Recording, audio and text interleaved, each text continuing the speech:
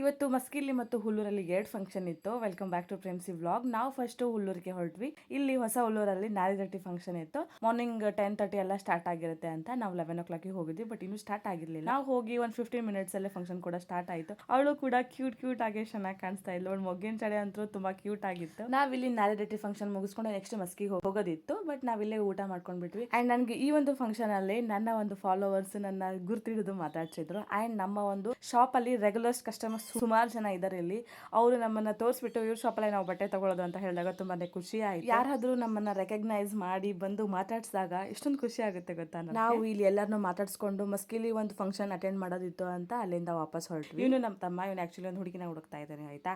ಯಾರಾದ್ರೂ ಇಂಟ್ರೆಸ್ಟ್ ಇದೆ ಇವನು ಒಂದು ಐಡಿಯಾನ ಮೆನ್ಷನ್ ಮಾಡಿರ್ತೀನಿ, ನೀವು ಅವನಿಗೆ DM ನ ಮಾಡಿ, ಜಸ್ಟ್ ಫಾರ್ ಜೋಕ್. ನಾವು ನೆಕ್ಸ್ಟ್ ಅಲ್ಲಿಂದ ಮಸ್ಕಿಲಿ ನಮ್ಮ ರೆಗ್ಯುಲರ್ ಕಸ್ಟಮರ್ ಇವರು ಶಾಪ್ಗೆ ಬಂದು ಇನ್ವಿಟೇಷನ್ ಕಾರ್ಡ್ ಕೊಟ್ಟು ಖುದ್ದಾಗಿ ಇನ್ವೈಟ್ ಮಾಡಿ ಹೋಗಿದ್ರು. ಅವ್ರ ಮದುವೆ ಫಂಕ್ಷನ್ ಮುಗಿಸ್ಕೊಂಡು ವಾಪಸ್ ಶಾಪ್ಗೆ ಹೊರಟ್ವಿ.